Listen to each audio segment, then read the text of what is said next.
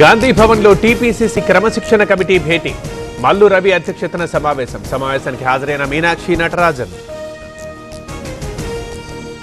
ACB కస్టడీలో కాళేశ్వరం మాజీ EE నూనె శ్రీధర్. నేటితో ముగుస్తున్న శ్రీధర్ కస్టడీ విచారణ.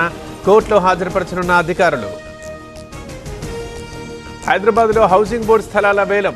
గచ్చిబౌలిలో గజం 2,22,000. 33 కోట్లు పలికిన వాణిజ్య స్థలం.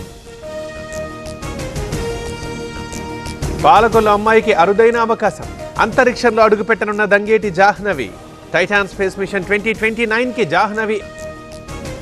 హైదరాబాద్లో ఫ్లెక్సీల కలకలం. దుర్గం చిన్నయ్య అనుచరుడు సుధాకర్ పేరుతో ఫ్లెక్సీలు. హ్యూమన్ ట్రాఫికింగ్ కేసులో అరెస్టైన మాజీ ఎమ్మెల్యే.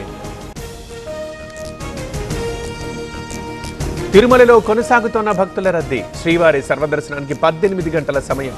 29 కంపార్ట్మెంట్లలో వేచి ఉన్న భక్తులు. శ్రీశైలం జలాశయానికి కొనసాగుతున్న వరద. ఈ happy fathers to be day సందర్భంగా తండ్రి అయ్యే దిశగా అడుగులు వేయండి. OSS fertility in the good hands of science.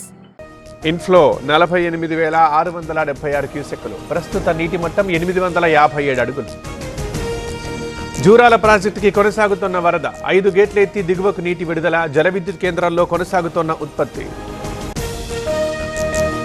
నాగ్పూర్లో ట్రక్కులకు నిప్పు పెట్టిన డ్రైవర్. పూర్తిగా తగలబడిపోయిన 2 వాహనాలు. యజమాని జీతం ఇవ్వలేదని డ్రైవర్ ఘాతుకం. కొనసాగుతున్న ఆపరేషన్ సింధు. ఇరాన్, ఇజ్రాయెల్ నుంచి భారత పౌరుల తరలింపు. ఇప్పటి వరకు 2,294 మంది క్షేమంగా స్వదేశానికి భారీ లాభాల్లో స్టాక్ మార్కెట్లు. 700 పాయింట్లకు పైగా లాభంలో సెన్సెక్స్. నిఫ్టీ 200 పాయింట్లకు పైగా లాభం.